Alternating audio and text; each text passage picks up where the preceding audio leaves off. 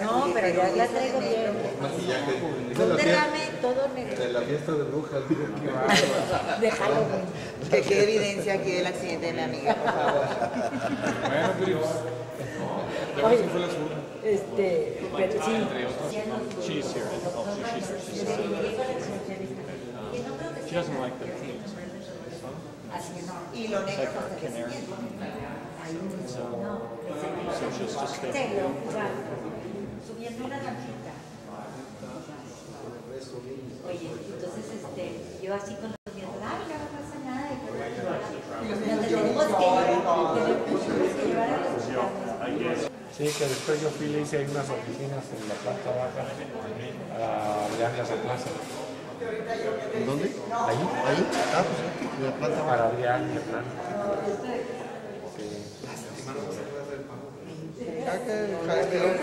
Y este eje central tiene los archivos muertos arriba y debajo de los archivos vivos. Y aquí una especie de mostrador de... ¿Y tú qué tal te llevas con los ordenadores? Yo personalmente no los uso, ¿no? Sino que tengo unos ayudantes que manejan el ordenador. Y yo estoy dedicado al trabajo de dibujo en el tablero, ¿no? Y te pasas todo el día prácticamente allí amarrado al tablero. Prácticamente es lo que me gusta. Es lo que me gusta, amartillar y dibujar, comprobar gráficamente las ideas que tengo yo en la cabeza, pero si lo desarrolla otra persona, no soy yo el que tiene las ideas, ¿comprendes? Es la misma persona que tiene las ideas que lo desarrolla, que es mucho más rápido. Esta diapositiva es el Instituto de Herrera de Pisuerga, que fue la primera obra en colaboración con Ramón Vázquez Lorezún, que acababa de llegar del pensionado de Roma. Esta obra es del año 54, entonces estábamos en España en plena autarquía. Es un ejemplo de una obra sin contratista, está hecha por los obreros del Ayuntamiento de Herrera de Pisuerga, ¿no? Y fue una de las primeras obras que hiciste. La primera de colaboración, ¿no? No tiene calefacción, en aquella época no se hacía calefacción. ¿Por qué no había calefacción? ¿Por qué no se hacía? Porque no se hacía, no era normal en aquella época hacer ni viviendas ni institutos. Es que no nos damos cuenta de lo distinto que era la situación en aquella época, ¿no? Entonces nosotros giramos el edificio, bueno, como ves está girado a mediodía, y entonces todas las cubiertas están hechas para que entrara el sol, ¿no? Entonces la opuesta, no, espera. Bueno, esta obra cronológicamente es la siguiente, y esta es una residencia infantil en Miraflores que hicimos con Alejandro de la Sota. Está a media ladera en la serranía de Miraflores y tiene dos partes, una parte que es de piedra y hormigón, que son los suelos escalonados, y una cubierta de tabla y de uranita que cubre todo el... ¿Y es la segunda obra que hicisteis juntos? La segunda obra, aquí la ves a la media ladera con la cubierta de uranita y vigas de madera. ¿De qué año es? Este es de 1957, un poco antes del pabellón de Bruselas, ¿no? Bueno, pasamos a... Sí. Este es el pabellón, ¿no? Este es el pabellón. Aquí ves la planta y la planta de cubiertas. Se inició en el 57, por esta época, con un concurso convocado por el Ministerio de Educación Nacional para hacer el pabellón en el Parque de Heysel en Bruselas, ¿no? Nos presentamos Ramón y yo al concurso. Las condiciones del concurso eran que había que conservar una serie de arbolado y por otro lado tenía que ser desmontable el pabellón. Entonces se nos ocurrió la idea de hacer unos elementos ligeros de forma hexagonal sostenidos por un soporte, un tubo. Y entonces estos elementos desaguan por el tubo se aguaban. Entonces, claro, tú podías colocarlos como quisieras porque tenían ya su desagüe. Y con este elemento bordeamos todos los árboles y al mismo tiempo, colocando los más altos y más bajos, pues seguíamos la topografía del terreno. Y en aquella exposición de Bruselas, ¿qué expuso España dentro de esa obra? Bueno, tan moderna? el tema que nuestra propuesta, que era la que nos dieron el premio de instalación, era la realidad española, es decir, la fiesta en España, la industria, el trabajo, la arqueología. Entonces, en esos niveles estaban representadas con fotografías o con vitrinas que contenían objetos de, algunas veces en la historia o la arqueología, pues esas vitrinas contenían objetos sacados de los museos. Esto era una exposición muy sintética, ¿no? Y la gente, como he dicho antes, pues esperaba ver un edificio barroco, español, clásico. Y cuando vio este edificio, pues claro, hubo bastantes protestas. En 1958, año de la Exposición Universal de Bruselas, este pabellón de los hexágonos, de José Antonio Corrales y Ramón Vázquez Morezún, trató de imponer la modernidad en medio del marasmo del franquismo. Fue muy polémico.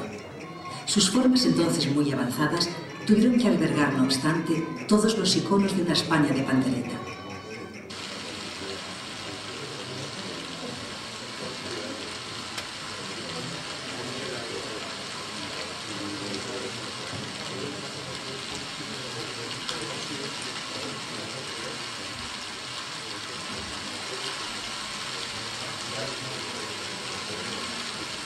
Su construcción se ideó para ser desmontada.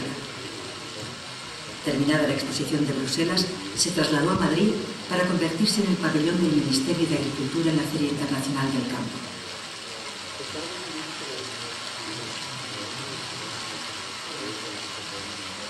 En esto quedaron los sueños de la unidad de destino en lo universal. Bajo los hexágonos derruidos imperan hoy las ratas, y donde entonces bailaron los coros y danzas, ahora pasa el viento y la lluvia. Un ejemplo de la derrota de la arquitectura. He aquí el caso de un arquitecto, Corrales, que sobrevive a su obra. El abandono que ahora ésta soporta ha atravesado la dictadura y la democracia, de modo que su ruina actual sigue siendo algo más que una metáfora, porque no es el tiempo el que todo lo lleva a la catástrofe, sino el desinterés de una España anquilosada que en muchos aspectos todavía perdura.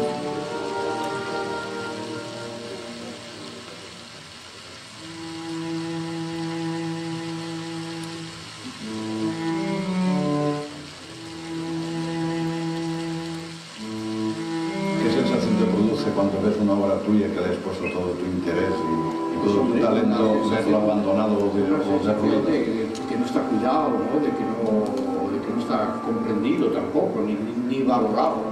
Incluso por los compañeros y todas estas cosas, pues nunca hay una acción de apoyo suficiente, ¿no?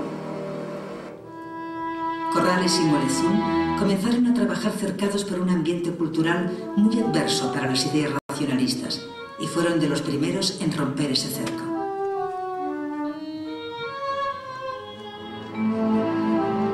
Después, llegada la democracia, Corrales siguió solo, sin abandonar nunca su sello personal. Una arquitectura ecléctica, orgánica, brillante, aunque con una pureza muy pragmática.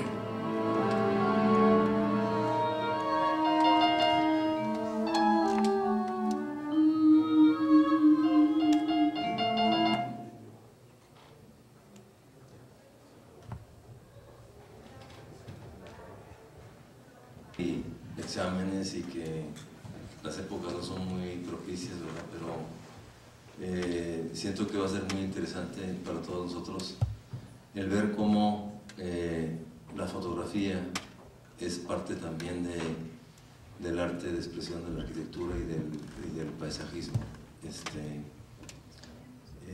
Quisiera pasar el micrófono a Fernando López para hacer el inicio de la sesión. ¿Podemos empezar con el video de la sesión anterior?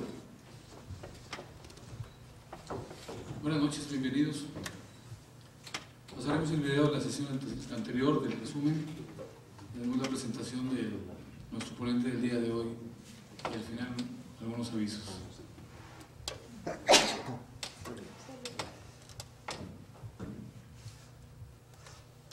En la sesión anterior estuvo a cargo del arquitecto Humberto Artigas,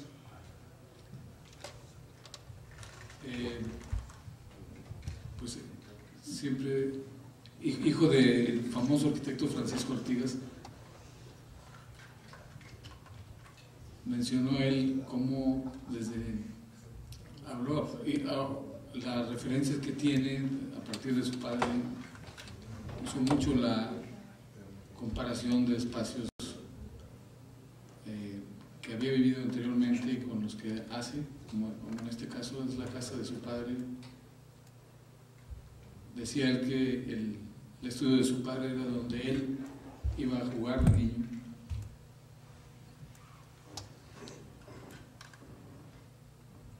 Alguna influencia de la casa de Wright. Este es un trabajo que en su inicio realizó esta casa inglesa.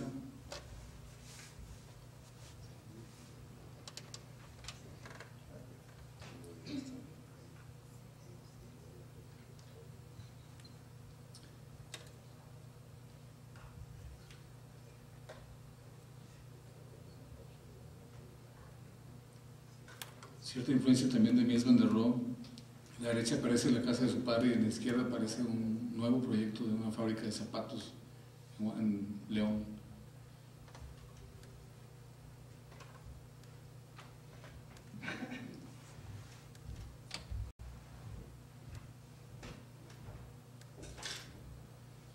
Hizo siempre enlaces entre la arquitectura moderna, pues, también incluía cuestiones algo español, algo... también una razón por el trabajo de él vale la pena destacar que es muy detallado, muy trabajado también el interior.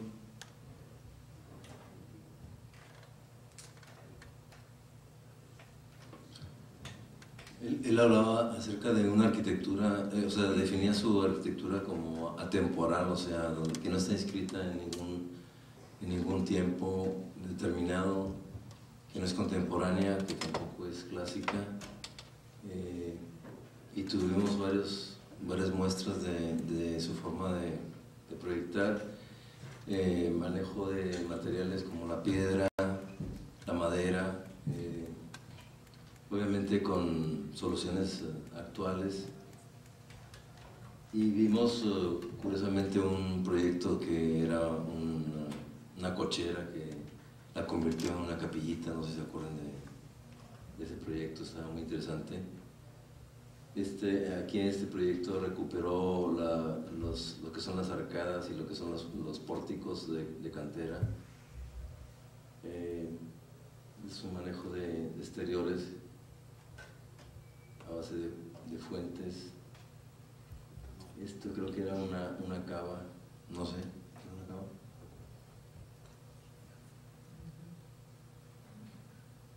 Esta es una capilla.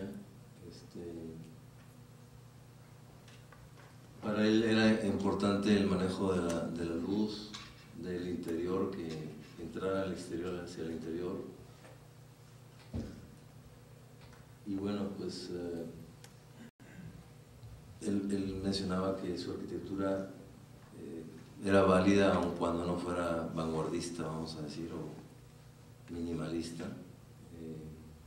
Incluso hizo un símil de el carro mejor más premiado en el siglo XX fue un Jaguar X-Type de 1950, que curiosamente no lo diseñó ningún diseñador reconocido, sino que fue un grupo de ingenieros los que diseñaron este automóvil, y fue nominado como el carro del siglo, ¿no? Eso es un poquito como para dar idea de que, bueno, pues no es la arquitectura no es producto de una sola persona, sino que es un equipo, ¿no? Él hablaba del trabajo en equipo. La importancia del agua, era muy importante para él el manejo del agua en sus proyectos. Obviamente pues, hay mucha inspiración en los proyectos del agua con los proyectos árabes de la Alhambra.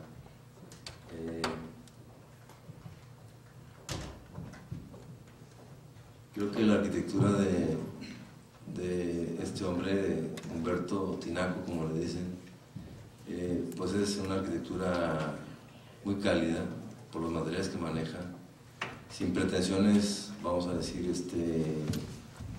muy tecnológicas, si pudiéramos decir. Sin embargo,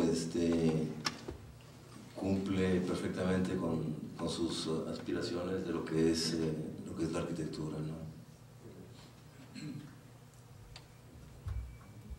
Creo que fue una sesión muy interesante para todos nosotros porque pues, es otra forma de ver la arquitectura, no nada más la arquitectura vanguardista, sino otra postura.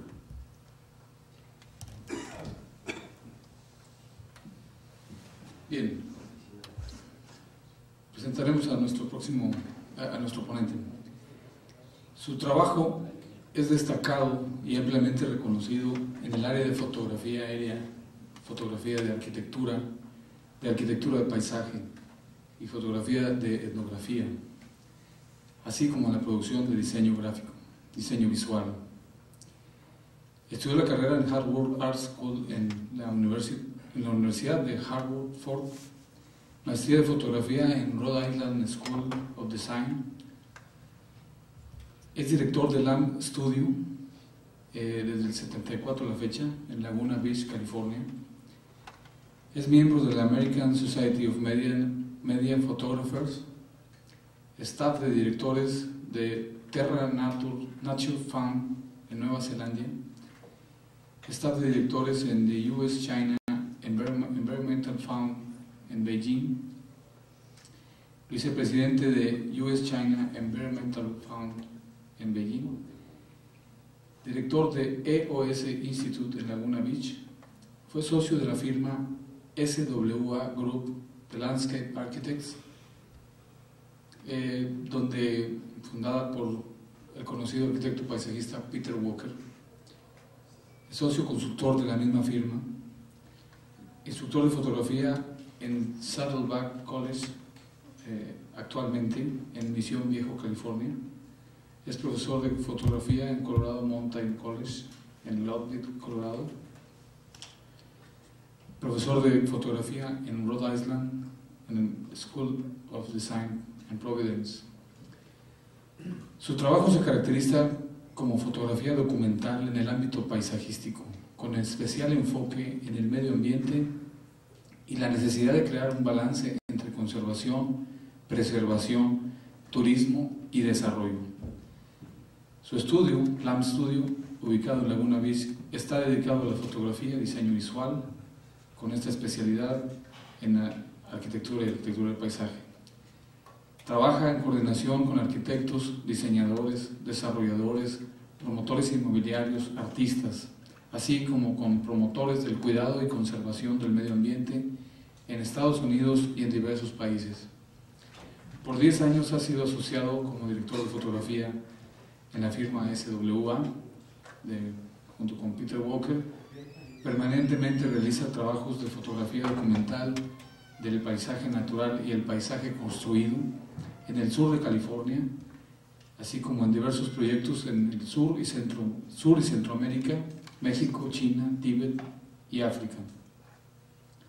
Colabora con diversas organizaciones enfocadas en el medio ambiente, como son el Smithsonian Institution, Ghana Heritage Trust, Conservación Internacional, the Trust for Public Land, the Nature Conservancy, Counterpart International, Earth Voice, the Global Park Program and the US-China Environmental Fund.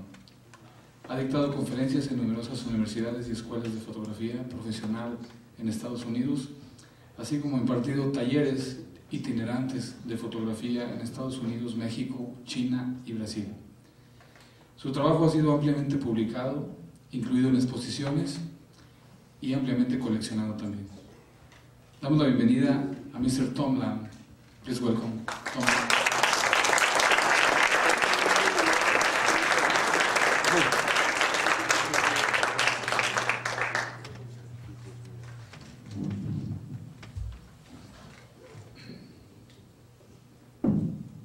Buenas noches. Buenas noches.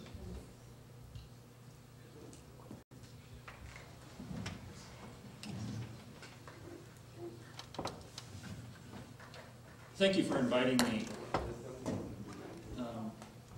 I'm much humbled by your invitation. I brought my wife with me this evening and our newest pet from China. You know, being a photographer is an interesting world for me. It's unique because I get to work with architects, landscape architects, artists. I get to work with a whole realm of people. But it's about the art of looking. You're always looking for images, you're always looking for things. This presentation tonight, hopefully we'll have some fun.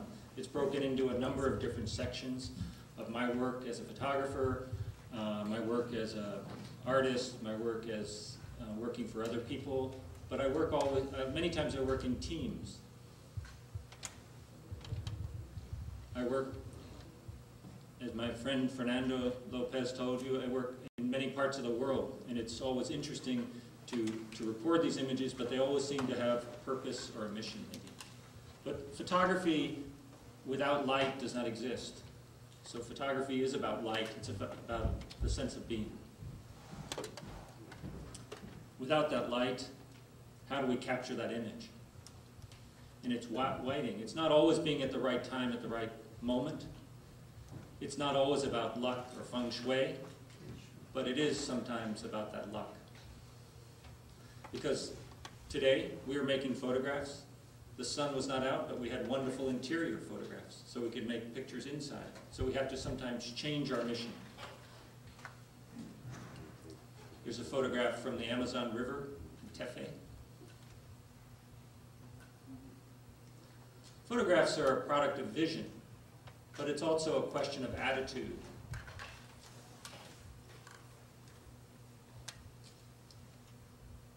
This is the inside of the Biosphere Project in Oracle, Arizona. I spent 2.5 years photographing the construction and the actual occupation of the building of this building.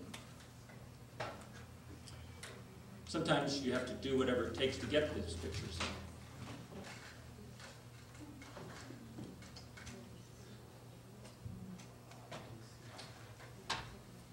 You know, when I go to different places, I always, of course, bring my own attitude, but I have to begin to understand the sense of place that I'm going to. So it's important to me to understand the culture in the places I go. I go back to places many times. It's hard to capture that place the first time.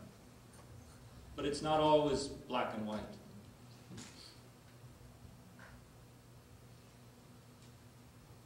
Palenque, Ricardo Legoreto's house in Brentwood, California. Now a few landscapes. One of the specialties I work with is the panorama landscape, which provides a context both to architecture and the land in sort of the vision that we see as people, not just a segment of a view. This is very close to my home in Laguna Beach, California. This is in northern Arizona, and my son is a climber. I have to bring my family as often as possible sometimes. This is Christo's work in the Grapevine, where he had the yellow umbrellas in California and the blue umbrellas in Japan. Soon he'll have a new project in New York City with the gateways this spring. I have been working with the Smithsonian Institution in Ghana, West Africa, and this is Sunday ping pong match in Elmina, which is on the coast of Ghana. And this is Easter Sunday in Bologna. The women are in church, and of course the men are in the plaza speaking of politics. Not exactly.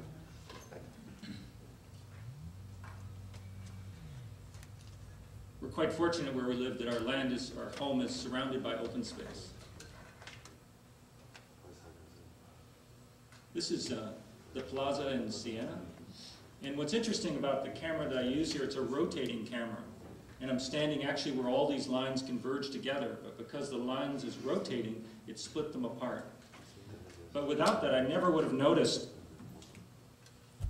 the way they kind of go right up the edge of the building. Look, they split almost, you know, right along the lines, you know, get right where the buildings end.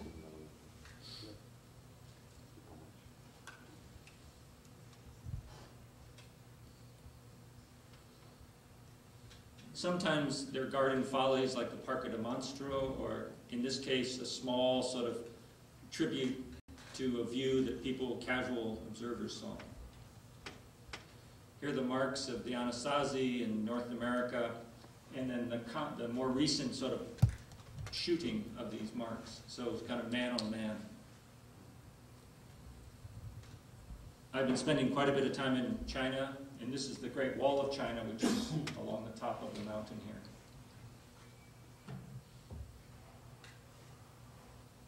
And when you get to the top of the mountain, this is what it looks like. Or like this.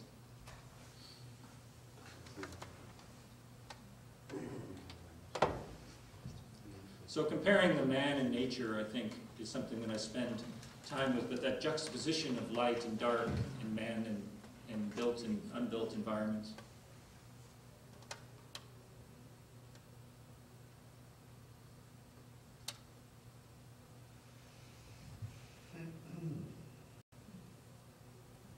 I was fortunate to grow up in the Hudson Highlands in New York, and this museum was built by my uncle, and I spent the time during the construction where he tailored the land to meet the art forms that were put there. As a photographer, you know, we're somehow privileged that we can enter into people's lives that we've never met. This is a Mayan family in Quintana Roo in Yucatan that was doing a ceremony the next morning, and they said, you know, wouldn't I make a portrait of their family? And I said, but of course. The problem then was getting the portrait back to the family, but we succeeded. And sometimes you can get bigger groups together as a photographer and get them to line up and to be together. This is opening day of our Little League baseball in my hometown.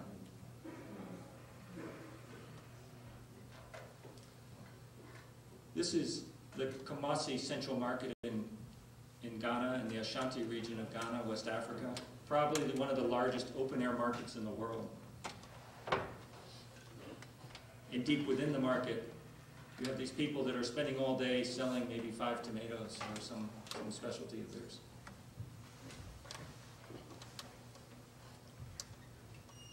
This Chung farmer, I was in China and I was photographing this wonderful, expansive view, and all of a sudden he popped up over the hill. He was as surprised as I was, so not speaking very much Chinese, we kind of negotiated back and forth that it was be okay to make his photograph.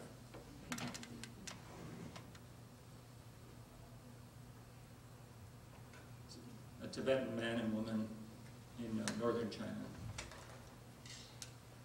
or the Amazonian indigenous people along the Amazon River.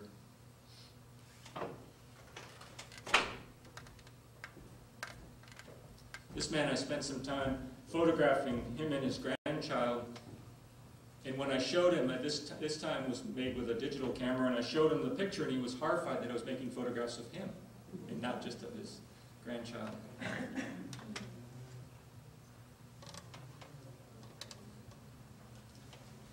These portraits I found were about the light and the color. This is the Parade of Chiefs in West Africa. And this is the leatherback turtles of Suriname. Sometimes, like the lower left photograph, although it's cut off a little in this picture, you can see this person laying with the turtle. And these turtles, their range is from South America to Africa. They're prehistoric turtles. once again, Almina.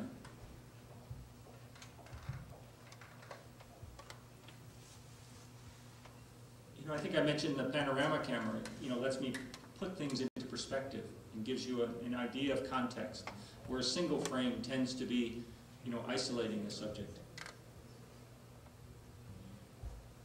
I spent a lot of time with process. This is building of roads in where I live in Southern California. And then, of course, that human figure in the background is scale. This is the Otay Mesa in Mexico on the U.S. border.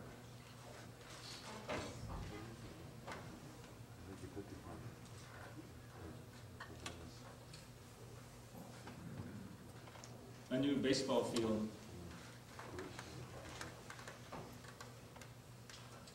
The Center for Regenerative Studies is a project that was done by architect John Lyle in Cal Poly Pomona in Southern California, and it was a center for renewable, sustainable development.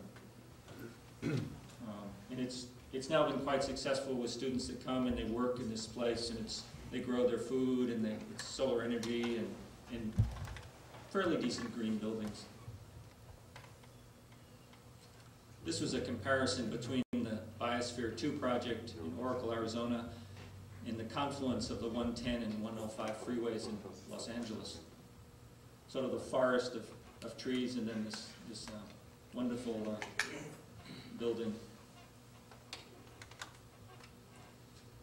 The start of the Mississippi River, or the start of the Los Angeles River. The start of the Mississippi River started in a very poor bog area, and they decided to make a little creek, a little river, so it would give it prominence for such a big river. So this river is like a fake. They made this river so they would have a start. It grew out of sort of a lake of some sort. Where the LA River starts at a football field, and it's two channelized rivers running together. So both of these are sort of a juxtaposition of like a joke. One time I was asked by this firm I worked with, the SWA group, to make a group picture. So I told everyone to make a letter to spell out the names of the architect group. And then one morning I got up very early, and they sweep the sand in Laguna, and so I got them all to walk out there with their letters, and we spelled out the name of the company.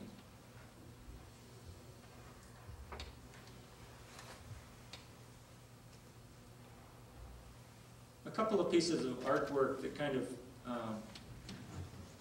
assemblages, if you will. I was working with the idea of man and nature. This I call the engineers. It's like an accordion. So if you look in one direction, you see this giant Socorro. You look in the other direction, you see this giant overpass. And then look together, and it combines the images like this. And I was transitioning from sort of a single frame into panoramics at this time, although I didn't know it at the time. And so then I started to make other pictures.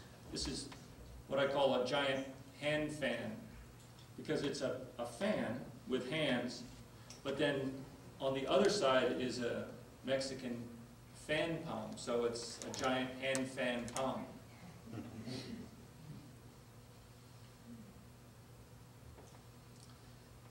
And this is Klaus Oldenburg's Spoon Bridge with Cherry in the Walker Art Center in Minneapolis. We all know that New York is the Big Apple. Well, his pun was, Minneapolis is the little cherry. And so in this case, I took 3 panoramic images and put my camera on an edge and kept the horizon level, and took 3 different exposures and then mounted them together. This next series is called the Cloud Series. We had these heavy rains a number of years ago with the magnificent clouds. I don't know if it's possible, but it seems that the projector is kind of askewed, but we'll go with it the way it is. These are actually squares, so imagine that they are a square. But the incredible clouds, and this was a black and white series.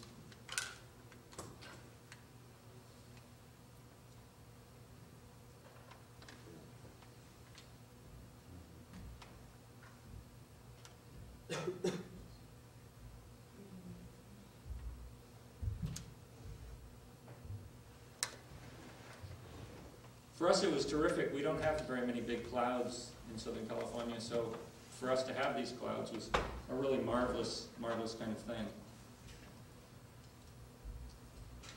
And the idea of the trees are loved by Southern California. And this next series is sort of something that I understand that you have here in this sort of what I call the urban jungle, the technological reforestation.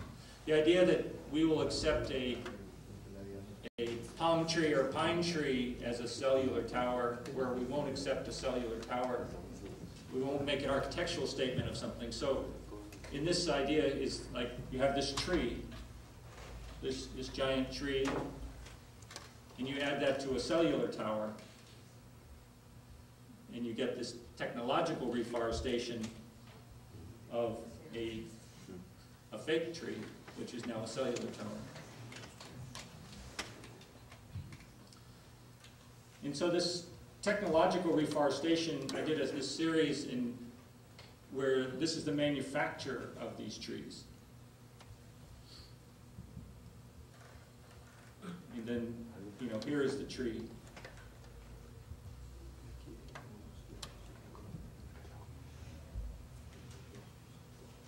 And in Southern California, we not only have pine trees, but we have palm trees.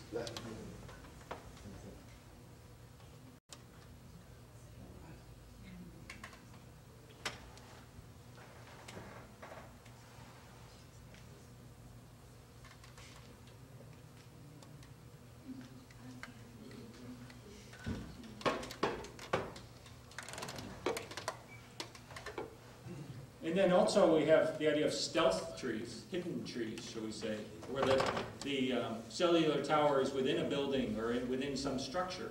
So this sort of lighthouse is actually a cellular tower. So many of these tall vertical elements in our landscape turn out to be cellular towers, such as this landscape, that obelisk. In there is a cellular tower.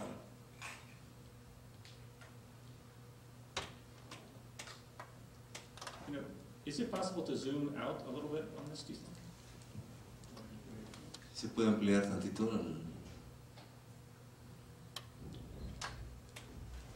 la foto? No? No. It's not possible. Okay. Sorry. No problem.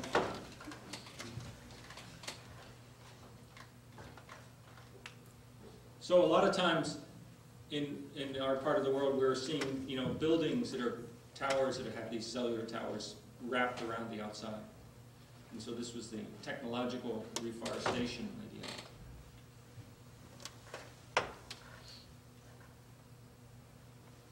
One of the things I spend a lot of time making commercial work with architects and others, but I decided about 10 years ago to give back to conservation and to the ecology, to return kind of ideas. So now, many times I'll join teams or be part of a team in the landscape or in some problem. And this was in Guyana,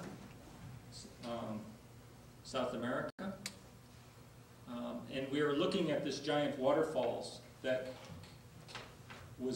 people were interested to make a eco-lodge and a tourist, some sort of destination.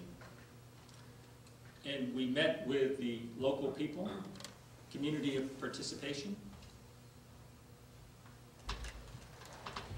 And we had a team, group team, where we met with teams both with indigenous people and all the stakeholders. And here I acted as a team member. And part of the thing as a photographer, not only being an environmental planner, but then I would become part of this team where it was necessary while we were in the country to show maybe the president or the ministers or other people the nature of the project. So the digital cameras become very useful because we're able to photograph the plans, photograph the meetings, photograph things, and to simulate these into presentations, and then show them while we're in country. So it became, quite fascinating in that sense. where we might look at the points of interest. This is called the cock of the rock, this very strange bird that grows in that area. And this was part of a nature trail.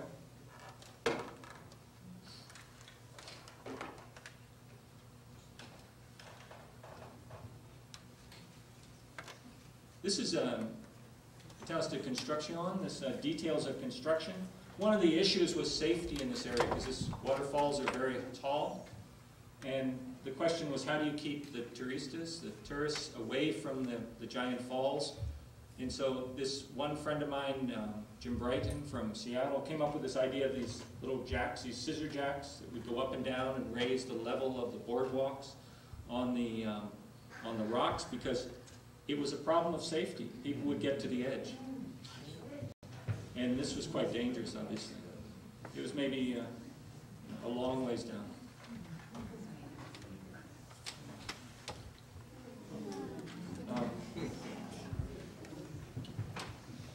I'm not quite sure why we're clipped so much, but I guess we'll just go along. This is working with Pronatura from the Peninsula de Yucatan, and working on a variety of different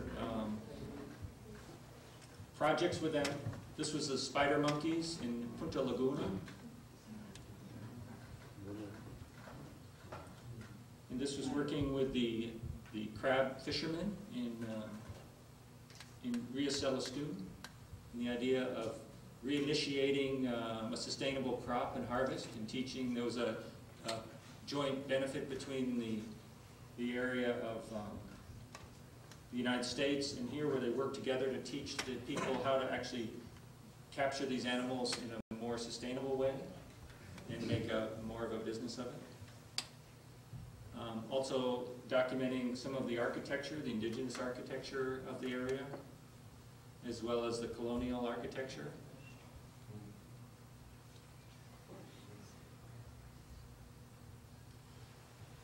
We're involved in looking at many of the festivals in the Native Mayan culture. This was a festival that was in the middle of the night. It started about 2 in the morning and went to daybreak. So it's the idea of these small parades.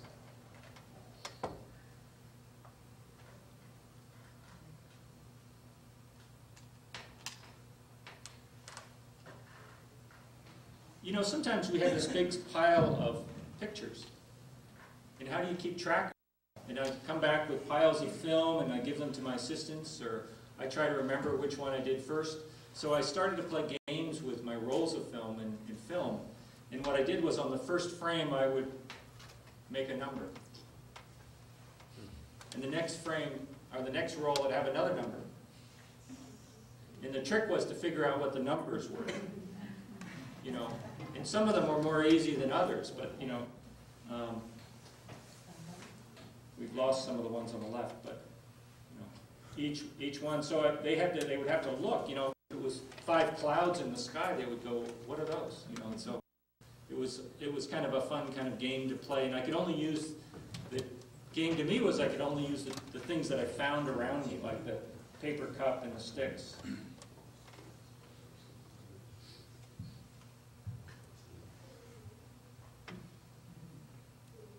These young men are keeping track for another reason.